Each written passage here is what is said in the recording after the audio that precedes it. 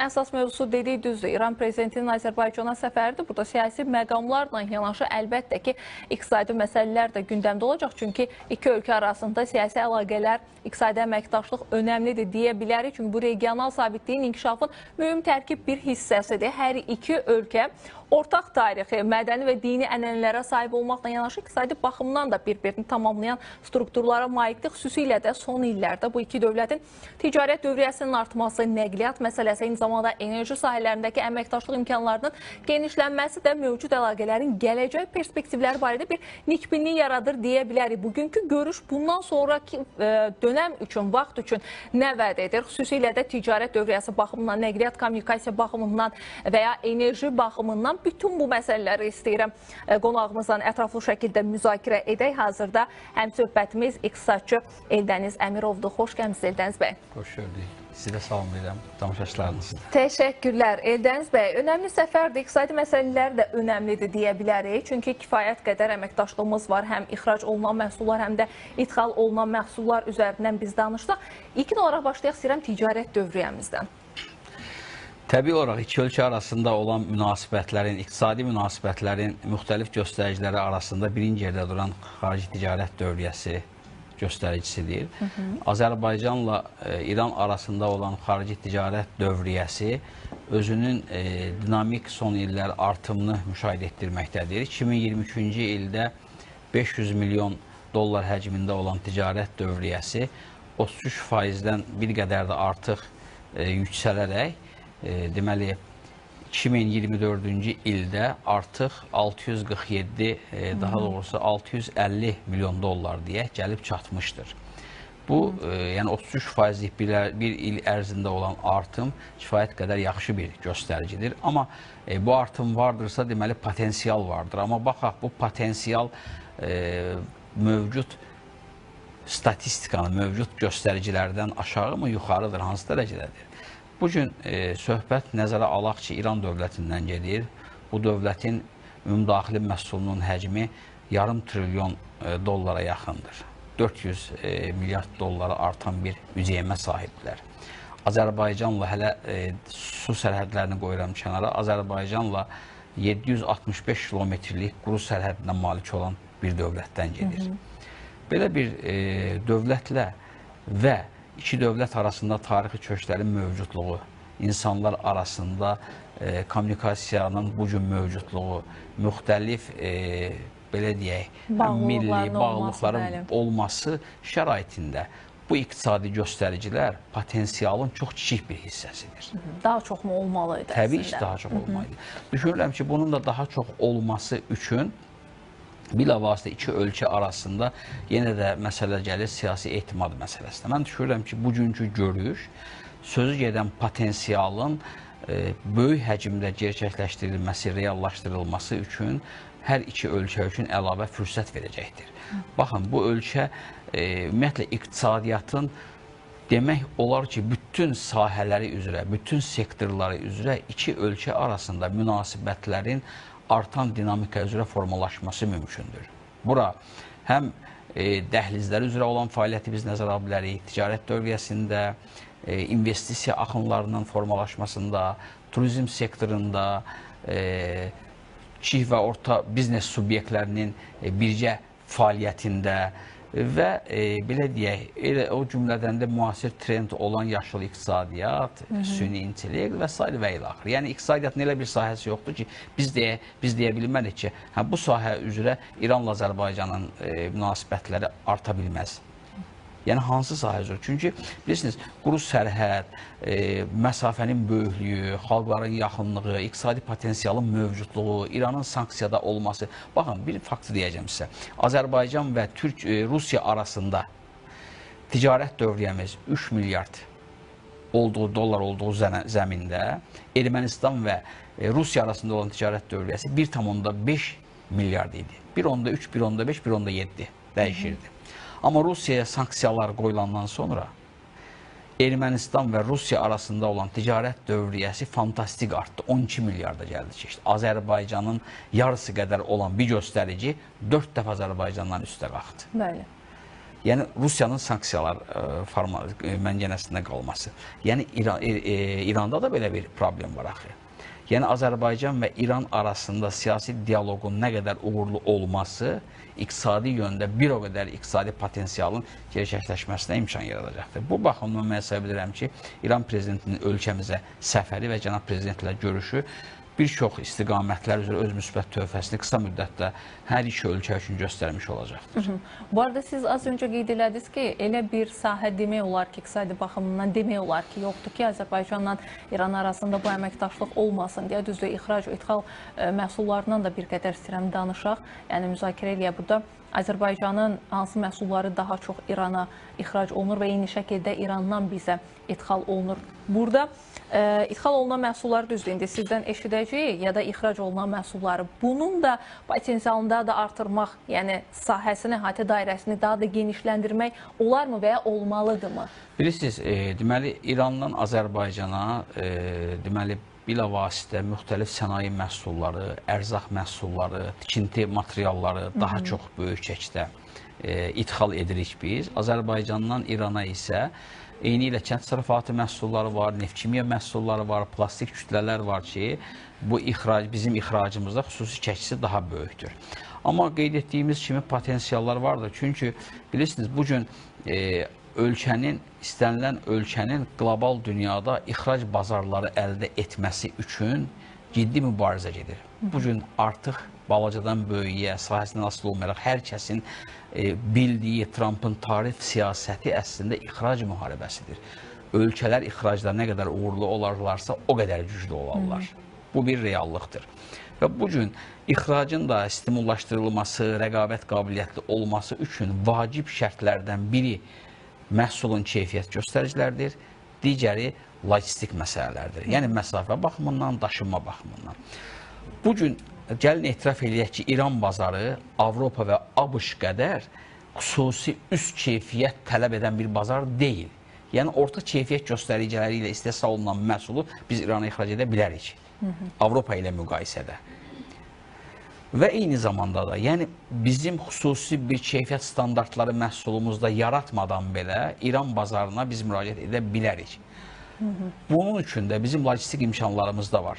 Öncə də qeyd etdiyim sərhədlərin kifayət qədər uzun olması, keçid məntəqələrimizin qənaətbəxş olması, mövcud infrastruktur, avtomobil, dəmir yol nəqliyyatının mövcudluğu bizə imkan verir. Yəni, bu imkandan biz istifadə edərək, biz təbii olaraq öz ixracımızı ələxüsus da, bəli, emal sənayesini, istər sənayenin özünün birbaşa emalı, istər aqrar emal olsun, emal sənayesinin məhsullarının deməli, İrana ixracı, mən hesab edirəm ki, ölkəmiz üçün ən prioritet istiqamətlərdən biri olmalıdır. Bu arada logistika, nəqliyyatdan da danışılır bir növ, o da çox önəmli məqamdır. İki ölkə arasındakı əməkdaşlığın daha da gücləndirilməsi baxımından deyə bilərik və burada önəmli tərəfi təbii ki, şimal-cənub beynəlxalq nəqliyyat dəhlizinin olmasıdır. Orada hazırda vəziyyət necədir və biz onu daha da inkişaf elətdirə bilərikmi? Bilirsiniz, İran və Azərbaycan arasında son 4-5 il ərzində gedən danışıqların həm siyasi yönündə dəhliz elementi var, həm iqtisadi yönündə. Siyasi yönündə biz daha çox Zəngəzur dəhlizini görürük. Amma iqtisadi tərəfində məsələnin şimal-cənub dəhlizidir. Məhz şimal-cənub dəhlizi Rusiya və İranın təşəbbüsü ilə Hindistandan başlayaraq İran, Azərbaycandan keçməklə Rusiya və Avropaya istiqamətlənən bir dəhlizdir və Azərbaycan da bu dəhlizə qoşulmuşdur. Bunlardan sonra qoşulsa belə, öz ərazisi boyunca dəhliz infrastrukturunu nisbi çəki baxımından ən yüksək səviyyədə təmin etmiş bir ölkədir. Yer gəlmişkən, Bəndər Abbas limanında baş verən bu terror, mən hesab edirəm ki, şimal-cənub dəhlizinə vurulan çox böyük zərbə oldu. Təsəvvür edin ki, bu dəhliz onsuz da qərb tərəfindən arzu edilən bir dəhliz deyildir. 2024-cü ildə düzdür, yükdaşımalar artmışdır. Deməli, dəmir yolları, Azərbaycan dəmir yollarının məlumatında qeyd edilir ki, 2024-cü il ərzində 814 min ton yük daşıyıblar bu dəhliz boyunca. əvvəlki illərlə müqayisədə artım deməkdir. Amma bu da potensialın çox bir hissəsidir. Öhdəliklər daha çox böyükdür, reallıqlar daha çox böyükdür. Düzdür, Azərbaycan astarası və İran astarası arasında dəmir yolu artıq istismardadır. Deməli, Astara Ələt dəmir yolunun yenidən qurulması ilə bağlı işlər aparılır. Amma İran tərəfinin, İranın sanksiyalara məruz qalması, İranın mövcud xam mallarla, ümumiyyətlə avadanlıqlarla təchizatında problemlərin yaranması şimal-cənub nəqliyyat dəhlizinin İran segmentinin daha yuxarı səviyyədə işlək hala gətirilməsinə problemlər yaradır. Belə bir ortamda sözü gedən partlayış İranın kifayət qədər vəsaitinin bu ərazidə batmasına gətirib çıxardı. Burada təkcə maddilikçilər deyil, eyni zamanda bu hadisənin özü növbəti məqamlar üçün müəyyən risk faktorlarının olduğunu göstərir. İnvestorları qorxudur. Bəli. İnvestorları qorxudur.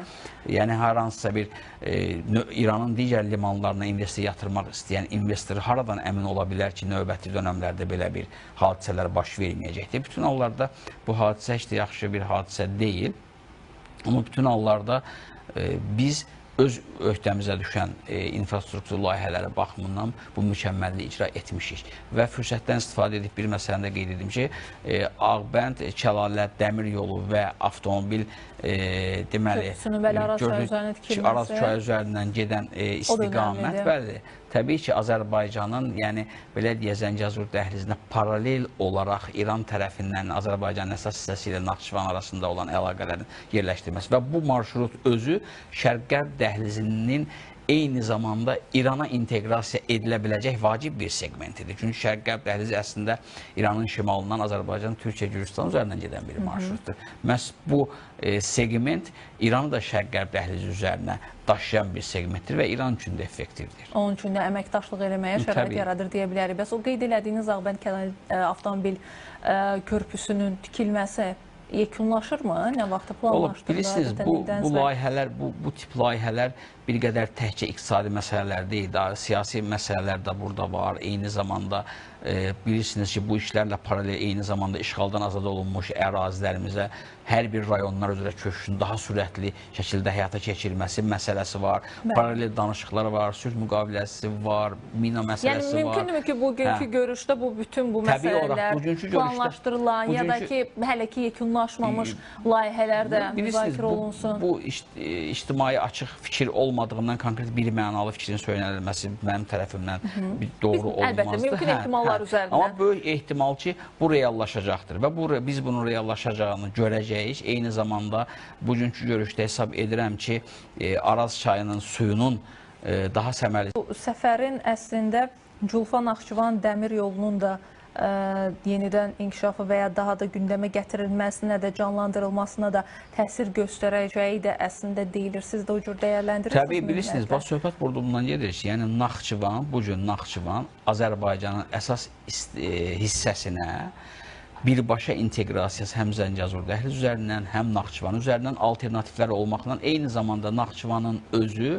Türkiyəyə inteqrasiya, yəni dəhlizləri vasitəsilə, qaz boru kəməri vasitəsilə, dəmir yolu vasitəsilə ki, gələcəkdə məsələn Zəngəzur dəhlizinin davamı olaraq eyni zamanda orta dəhlizin Azərbaycan üzərindən artıq şaxələndirilmiş iki istiqamət üzrə, təkcə Gürcistan deyil, eyni zamanda Ermənistan, İran və Türkiyə üzərindən də Avropaya çıxmaq imkanı olacaqdır. Mən hesab edirəm ki, bu məsələlərə belə deyək, daha kompleks yanaşılması, əlaqsız da Azərbaycanın cənub və qərb istiqamətində olan layihələr kompleks yanaşmanı tələb edən layihələrdir. Düzdür, çox önəmlidir nəqliyyat məsələləri, iqtisadi, ticarət dövriyyəsinin olması və s. və enerji məsələsi də düşünürəm ki, Azərbaycanın İran arasında önəmli məqamlardan da hansı ki, iki ölkənin əməkdaşlığını daha da inkişaf etdirməsi baxımından. Bununla bağlı potensiallarımız necədir? Bilirsiniz, Azərbaycanın təbii ki, enerji əməkdaşlığında qeyd etdiyim kimi Azərbaycanın ixracında neft-kimya məhsulları yer alır. Eyni zamanda uzun dönəmlər Naxçıvanın qaz təchizatında İran müstəsna rol oynamışdır. Çünki Azərbaycan tərəfindən qazın İrana verilməsi və Naxçıvanla sərhəddən İrandan Azərbaycana qazın ötürülməsi. Düzdür, burada şərtlər İranın faydalana biləcəyi, etiraf edək ki, kifayət qədər faydalana biləcəyi şərtlər daxilində Azərbaycan buna getmişdir. Və Azərbaycan burada müəyyən qədər qaz itirirdi illər boyu. və artıq bugün biz bu itkidən yan gedərək Türkiyə üzərindən İğdır-Naxçıvan qazboru kəmərinin inşasını və Naxçıvanın bir gündə 2 milyon kubmetr həcmində qazla təchizatı, illik isə 750 milyon deməli kubmetr həcmində olan təchizatdan gedir ki, və bu istiqamətdə Naxçıvan təchizatı keçiriləcək. Yəni bilirsiniz, hər ikisi enerji resurslarına malik olan ölkədir. Hər iki ölkənin hər ikisi öz enerji resurslarını böyük ölçüdə xam mal şəklində satan ölkələrdir. Bu baxımdan bu ölkələrin enerji sektorunda olan əməkdaşlığı daha çox investisiya yönümlü ola bilər. Yeri gəlmişkən 371 ötən il ümumiyyətlə 371 milyon dollarlıq İran investisiyası vardı Azərbaycana və bunların içərisində bəs təbii ki, Azərbaycanın enerji sektorunda öz xüsusi çəkisi vardı. Aha. Bu arada deyilənə görə İranla Azərbaycan arasında indiyə qədər iqtisadi sahədə bir 30-a yaxın sənəd də imzalanıb. Ola bilsin, səhvim varsa düzəldərsiniz siz. Bu arada enerji potensialından danışmışkən biz istəyirəm Qarabağdan da, yəni işğaldan azad olunan ərazilərimizdən də danışaq. Alternativ enerji mənbələrimiz də var. Buradakı əməkdaşlıq necə olacaq? Bilirsiniz, bəs elə Qarabağ, ümumiyyətlə işğaldan azad olunmuş ərazilərimiz elə bir coğrafi koordinat və elə bir hazırki vəziyyətdədir ki, dünyanın bir çox ölkələri, o cümlədən də İranın investorları burada iqtisadi fəaliyyət göstərməyə maraqlıdır. Məhz işğaldan azad olunmuş ərazilərimiz İran-Azərbaycan münasibətlərində bir istiqamət olaraq hesab edirəm ki, qarşıdakı dönəmlərdə biz bunu görəcəyik. Həm enerji, həm turizm baxımından təbii olaraq. Çünki işğaldan azad olunmuş ərazilərimizin həm hidropotensialı yüksək səviyyədədir, eyni zamanda günəş potensialı yüksək səviyyədədir, eyni zamanda Naxçıvanla Zəngəzur dəhlizi üzərindən bütün bu enerjinin ixracı baxımından, logistik şərtlər baxımından əlverişli mövqeydədir və bu potensial gerçəkləşdirmək üçün hesab edirəm ki, dövlətlər arasında mövcud siyasi etimad olarsa, uğurlu nəticələr əldə oluna bilər və yeri gəlmişkən elə Zəngilan ərazisində Ermənistanla sülh müqaviləsindən sonra Ələt Azad İqtisadi Zonasından sonra daha bir xüsusi təyinatlı bir azad zonanın orada yaradılması, yəni sənaye məhəllələri, sənaye parklarından söhbət getmir. Ümumiyyətlə, daha azad xüsusi, spesifik qaydalarla tənzimlənən bir azad iqtisadi zonanın yaradılması Zəngilan rayonunda, həmin o koordinatlarda mən düşünürəm ki, həm Zəngəzur dəhlizi üçün effektiv olar, həm Azərbaycan üçün, eləcə regionun digər ölkələri üçün. Təşəkkür edirəm sizə. Minnətdaram İldəniz bəy. Fikirlərinizi, təhlillərinizi bölüşdüyünüz üçün. Bir daha xatırladım, hörmətli tamaşaçılar, həm söhbətimiz iqtisadçı Eldəniz Əmirov